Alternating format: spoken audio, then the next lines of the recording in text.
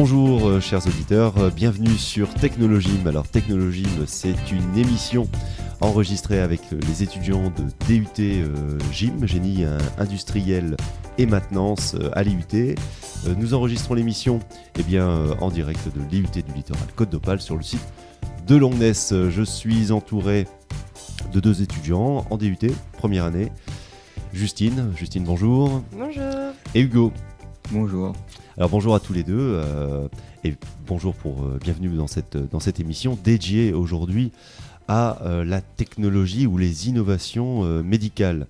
Alors notre objectif pour cette émission, c'est de faire le point sur les innovations technologiques qui demain changeront notre quotidien. Alors nos deux chroniqueurs sont là pour nous expliquer ce qui demain va remplacer peut-être nos chers médecins à qui on aime bien se plaindre et qui nous donnent toute une série de médicaments. Alors avec Justine, on parlera de Watson. Alors Watson, c'est élémentaire, mais c'est encore difficile pour nous de comprendre ce qui se cache derrière ce nom. Alors tu nous expliqueras ça en détail et comment Watson demain va changer nos habitudes, et notamment nos habitudes en matière de soins peut-être. Et toi Hugo, donc on va travailler sur des choses très avancées et très pointues, mais ton discours sera clair et limpide pour nos auditeurs pour qu'ils comprennent bien de quoi il s'agit, notamment des projets, alors Marge, Gabi, Irasis, voilà, c'est très, très particulier tout ça et très pointu, mais on compte sur toi pour faire le point. Ouais. Alors, l'imagerie médicale, ce sera notre deuxième sujet, mais tout d'abord, parlons de l'intelligence artificielle et du diagnostic médical, Justine. Donc tout à l'heure, vous nous parliez de Watson, mais connaissez-vous Watson ? Alors, mis à part dans les romans, en compagnie de Sherlock Holmes, non. Ouais. Bon, il ne s'agit pas de ce Watson-là. Watson, en fait, c'est une intelligence artificielle qui a été développée par une société américaine, la société IBM. Cette intelligence artificielle, elle s'est fait connaître du grand public dans un jeu télévisé américain où il s'agissait de répondre, de trouver la question en regardant différentes propositions de réponse. Ouais, donc c'est un système de questions pour un champion, mais inversé, quoi. Oui, c'est ça, exactement, une question pour un champion inversé. Et puis, il s'avère que Watson a été très brillant à ce jeu, en fait, selon le journaliste du Monde, Morgan Tual, qui a consacré un article sur cette aventure le 18 mars dernier. Cependant, Watson n'est pas une intelligence artificielle utilisée uniquement pour amuser la galerie à la télé. Il intervient aussi dans des domaines beaucoup plus sérieux comme le commerce, le monde de la finance, l'éducation et même le domaine de la santé. La santé, tiens donc, alors là ça m'intéresse. Qu'est-ce que vient faire aujourd'hui un ordinateur pour me soigner ? Eh oui, la santé. Il ne s'agit pas de laisser cette intelligence artificielle réaliser un diagnostic médical seul, mais plutôt de l'intégrer dans celle-ci. Pour cela, Watson a déjà fait ses preuves. Il est déjà intervenu notamment en oncologie, où il a réussi à diagnostiquer une forme de leucémie rare chez une patiente japonaise qui ne répondait à aucun traitement proposé par les médecins traditionnels.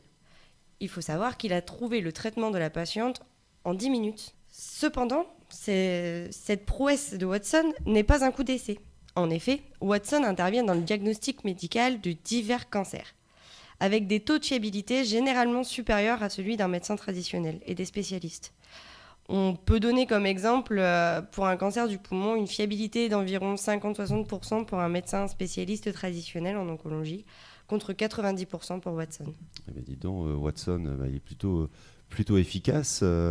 Il a même fait un excès de vitesse dans le diagnostic médical en faisant ce que d'autres n'avaient pas fait jusqu'à présent. Mais alors, pourquoi aujourd'hui Watson a de meilleurs résultats, Justine, que mon médecin de quartier ? Tout simplement parce qu'une intelligence artificielle comme celle de Watson est capable de prendre en compte beaucoup plus de données qu'un médecin traditionnel. Watson peut analyser toutes les données d'un patient.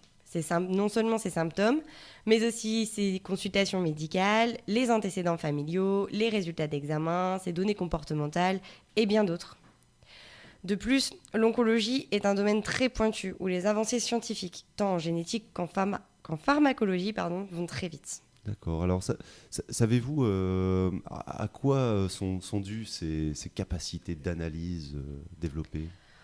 Le haut niveau de performance des diagnostics de Watson résulte de la capacité à compiler une masse gigantesque de données, à comparer des images radiologiques avec des millions d'autres, comparé à ce qu'un médecin réaliserait en comparant 2, 3 ou peut-être même une dizaine d'images. On est dans la gestion de la data, là. C'est ça.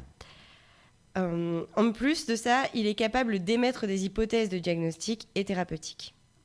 En comparaison avec un médecin traditionnel, environ 3000 nouveaux articles sont indexés dans la base de données PublishMed. C'est une base de données où les médecins spécialistes peuvent incorporer régulièrement des données médicales. Et même si un médecin lisait chaque jour un article, il ne lirait qu'un millième de ce qui est publié. Il ne joue pas à armes égales sur le plan du savoir et de l'apprentissage. Pour conclure, l'intelligence artificielle n'est pas encore autonome, mais elle s'avère être un outil puissant de diagnostic. Couplé avec un système de consultation à distance, cela permet de régler le problème des déserts médicaux et d'éviter aux patients de longs déplacements vers les hôpitaux, mais aussi d'engorger les services d'urgence. Je pense de ce fait que l'informatique, la robotique et l'intelligence artificielle sont un réel plus pour la médecine moderne. Mais il faut veiller à sa bonne utilisation et faire attention à ne pas oublier le facteur humain de la médecine. Notamment dans tout ce qui est soins palliatifs et prise en compte des souhaits du patient. Mais bon, pas d'inquiétude. Notre réfrigérateur ne va pas encore se transformer en médecin de famille. Même si je regarde dans les yeux. Il n'y a pas de risque. Bon. En prenant un yaourt, vous risquez pas de vous faire agresser par votre réfrigérateur. D'accord. Alors demain, peut-être que les robots aideront les médecins à nous soigner. Oui, ça te fait peur, Hugo, tout ça ? Oui, ça me fait peur. Oui. C'est vrai. Tu fais confiance davantage à ton médecin de quartier ? Médecin de famille. Clairement, oui. Ah, ouais. Bon, alors peut-être que c'est loin de nos habitudes, mais les temps changent et c'est vrai que les innovations, ça ne reste que des outils. Hein. Je pense que c'est ce que tu voulais dire, Justine. Oui, c'est ça. Je pense qu'un médecin, ça reste une personne humaine qui peut comprendre certaines choses qu'une machine. Ça reste une machine, quoi. Elle prend des données et elle donne un résultat. Les personnes ont plus facilement confiance à un être humain, une personne, qu'à un robot. Plus facile de faire confiance, en fait. Ce côté un peu, relationnel qui est perdu, mais qu'on conservera, je pense. Oui, c'est pour ça, je pense qu'il faut allier les deux et garder tout ce qui est robot, informatique, intelligence artificielle en outil, en fait, d'aide à la médecine. Bon. En DUT Gym, clairement, vous utilisez de nombreux outils et vous travaillez avec des robots. Oui, bien sûr, mais notre place reste importante dans la manipulation de ces robots. On espère que vous ayez toute votre place à côté de ces machines, bien entendu. On va se battre. Il faut toujours quand même quelqu'un pour les réparer, pour les concevoir, les régler, et c'est votre job. Alors très bien, alors pour continuer cette émission, on reste dans le domaine du médical, Hugo, hein, et on va parler des dernières avancées en matière d'imagerie, de radiologie. Voilà. Alors, on va découvrir ce que sont les projets Marge, Gabi et Irasis. Voilà, j'ai bien prononcé, Hugo ? Très bien. Donc alors, les recherches en robotique médicale se sont intensifiées durant ces dernières années. Les domaines les plus porteurs sont la radiologie interventionnelle, notamment avec le projet Irasis de Robea, et la chirurgie mini-invasive sous endoscopie. Donc cette chirurgie invasive, qu'est-ce que c'est exactement ? Donc alors la chirurgie mini-invasive, c'est une technique médicale qui permet de faire des incisions très précises. On peut mentionner les projets Marge et Gabi de Robea. Dans le contexte de la chirurgie mini-invasive, à contrainte de passage des instruments par des trocars réduit leur mobilité. Donc les trocars, ce sont des tiges métalliques qui servent à introduire des instruments d'endoscopie. Donc là, on est dans la chirurgie de pointe, on va dire. Oui. Leur passage est d'autant plus critique en chirurgie cardiaque car la présence des côtes de la cage thoracique limite les mouvements pour l'intervention. Donc là, on ne peut pas beaucoup circuler dans ces organes. C'est compliqué de pouvoir intervenir. Alors, quelles sont les solutions aujourd'hui qui sont proposées pour résoudre des problèmes, d'accessibilité ? Donc pour pallier à ce problème, la robotique offre des solutions. C'est au projet Marge de les étudier. 3 solutions ont été étudiées. Donc la première, doter des instruments de mobilité additionnelle intracorporelle afin de compenser celle perdue par le trocar. La deuxième, améliorer la dextérité du chirurgien lors de la réalisation de gestes fins et précis grâce à des modes de commande coopératifs. Et la dernière, équiper directement le trocard de telle façon que les chirurgiens aient l'impression de travailler directement sur le patient. Donc vraiment des avancées assez pointues, puis des solutions qui sont proposées. Donc le projet Irasis. Oui. Voilà. Donc ce projet a pour objectif la conception et la commande d'un système robotisé d'insertion aiguille. Il sera destiné à travailler sous un scanner à rayons X pour la destruction des petites tumeurs du foie par radiofréquence. Ce système, piloté par une interface haptique, donc haptique, ce terme, ce qui veut dire science du toucher, D'accord. permettra aux radiologues d'éviter l'exposition au rayonnement. D'accord. Donc on va protéger l'homme avec ces robots, avec cette nouvelle technologie. Alors est-ce que cette technique médicale est sans complexité ?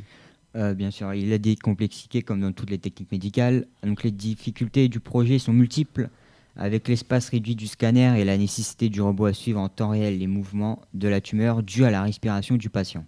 Alors ensuite, on abordera le dernier projet. C'est un projet qui est nommé Gabi, ouais. qui propose, contrairement aux deux autres projets, une technique médicale bien particulière. Oui, ce projet tente de répondre à l'ensemble des difficultés que les chercheurs veulent aborder, en particulier la possibilité d'atteindre avec un instrument une cible mobile localisée par échographie. Donc là, on va encore un peu plus loin dans l'innovation. Alors, ces trois projets que tu nous as décrits, Hugo, est-ce que tu penses qu'un jour, ces robots médicaux prendront la place de nos chirurgiens ? Non, toutefois, les robots chirurgicaux resteront de simples instruments robotisés spécialisés pour une tâche donnée. Les protocoles opératoires seront toujours exécutés par un chirurgien. Les instruments robotisés n'intervenant lors de certains gestes qui seront impossibles à réaliser pour l'homme.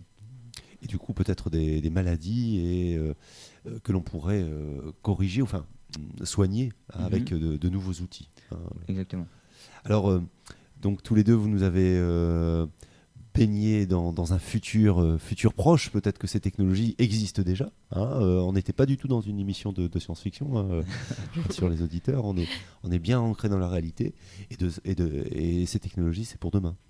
Oui, tout à fait. Alors la prochaine fois, si vous arrivez chez votre médecin de famille et que c'est un réfrigérateur qui vous parle, c'est ça ? C'est ça. Ne vous inquiétez pas. Tout va bien. Tout va bien. Voilà. Alors, bon, en définitive, le mot de la fin pour tous les deux. Donc ces robots que vous avez décrits, est-ce que c'est quelque chose qui vous passionne ? Moi, je suis plutôt passionnée dans le sens où c'est de voir comment la médecine évolue à un rythme, depuis toujours, elle a toujours évolué, mais grâce à ces nouveaux outils, ça permet réellement de soigner et non seulement de soigner des pathologies qu'on ne savait pas soigner avant, mais aussi, par exemple, là, au niveau de Hugo, ces robots chirurgicaux, ça fait des incisions quand même vachement plus petites et ça permet d'éviter les risques d'infection suite à la chirurgie et des complications, je pense. Donc moi, c'est ça plutôt que je trouve impressionnant aujourd'hui. Ouais, en fait, c'est l'évolution. En fait, par exemple, moi, quand je parle de l'image médicale, c'est les modes opératoires qui évoluent. Que maintenant, c'est les robots qui interviennent sur des interventions que l'homme ne pouvait pas faire. Enfin, c'est ça l'évolution, en fait, que grâce au robot, on peut faire maintenant plein de choses. Et dépasser un petit peu nos capacités humaines. Bien, merci à tous les deux. Merci Justine, merci Hugo pour vos interventions et vos chroniques. On retrouve Technologie tous les jours à 10h. À 10h, voilà. Très bien. Au revoir. Au revoir.